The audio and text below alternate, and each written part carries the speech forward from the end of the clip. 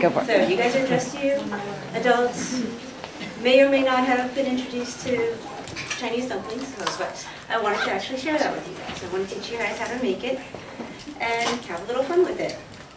But before we get into the fun part, a little bit of what it is in history. A pot sticker is simply pan-fried dumpling filled with some sort of filling. A little history, at least in Asia, filled dumplings have been around for like 1,800 years. They've been around a long time. The history and where it came from, we don't know entirely, but there is a legend out there that says it was created in Han Dynasty by Zhang Zhongjian. I'm not sure if I pronounced that right, but I'll be honest, I'm not sure if I pronounced that right. But he is also the founder of Chinese herbal medicine. And he made dumplings for the people of his ancestral village, because they were going through a very harsh winter and were suffering from frostbite. He made dumplings, filled them with mutton and medicinal herbs, cooked them off, made them in the shape of an ear, because he noticed the frostbite was more severe on the ears of the people. So he wanted to make it as an ear to help them heal that area. Don't know if it worked, but it created a whole set of food. So, reasons for why you should make them. They're super versatile. You can fill them, when you make them, you can fill them with anything you want. You can make them sweet, you can make them savory, you can fill them with meat, you can fill them with vegetables, anything you want. They're super easy to cook. You can cook them any way you want as well. Steam them, fry them, pan fry them, bake them in the oven. So, just many, many versatile reasons to use it. They're also super freezer friendly. You can make a bunch of them, pop them in the freezer, and you'll always have a snack or a meal at almost any given moment. They're easier to make than they look. They look intricate and tiny, but they're actually really easy to make. And why not? The best reason of them all, they just taste good. So just to show you how versatile and universal they are, every single culture has some variety of a dumpling. The Koreans have mandus, tamales and empanadas from Mexico and South America, pasties from Great Britain, pierogies from Poland. So every culture has some variety. So now let's get down to the fun part, actually making the dumpling. This is the recipe that I'm actually going to be using. It is actually on your handout as well. It's the exact same recipe. There's also another recipe on there for just in case you're not into the vegetables. That's all right, I've got a meat version of it as well. So, I think the toughest part of any of this is actually the prep work. So if you can get the cutting done, everything is smooth sailing from there. The recipe calls for 8 ounces of mushrooms and cabbage. And that, once it's all cut, you want to cook those off pretty quickly, just to drive off a little bit of the moisture so that you don't end up with soggy dumplings. So when you cook dumplings and a lot of these vegetables, a lot of water will be found. So, after it's been cooked, just plop it into a bowl. The next ingredients, I believe, is you add your carrots. I actually did not pack carrots, so I apologize. But I do have green onions. That goes right in. Get my spoon. That goes right in.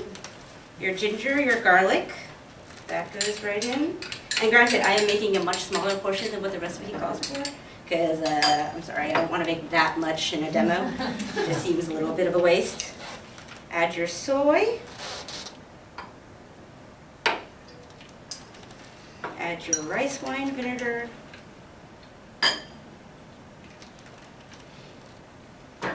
And mix. That's it.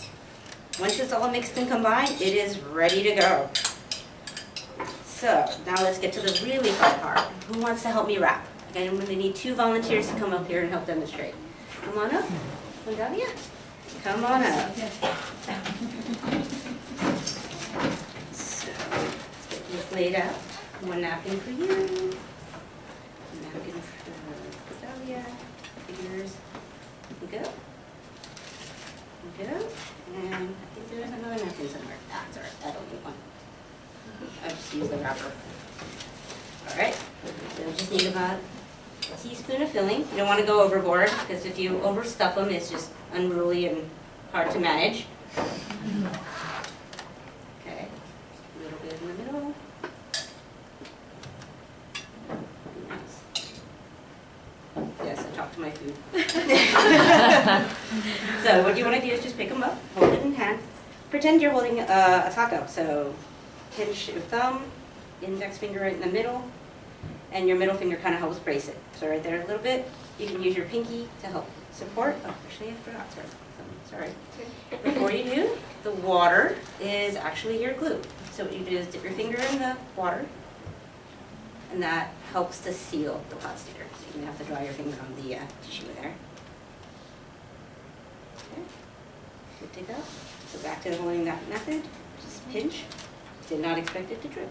So pinch a corner, so pinch the corner right there. Take this hand, gently pinch that corner, and if it drips, it's okay. That's why the napkin's there. Okay, create a crease, pinch that down, pinch it across, and your index finger can kind of help keep the filling in place. So pinch it, crease, pinch, crease. It's okay. If you don't crease, it's still fine. You can add them later. Add a crease, pinch, and then just seal it all the way. It's all good. It looks great.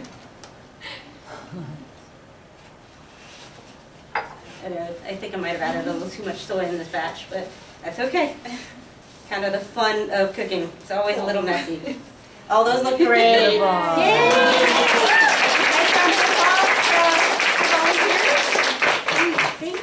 Thank you guys so much.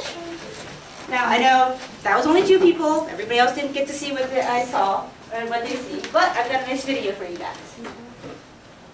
So here we go, and I'll talk you through it. Just plop the filling in the middle, kind of wrangle it if you need to. Little water on the edge to help seal the dumpling. Hold it, like I said, hold it like if you're going to hold a taco. Index finger in the middle, help corral, pinch it close, create a crease. Pinch, crease. Like I said, if you need to corral the filling, it happens.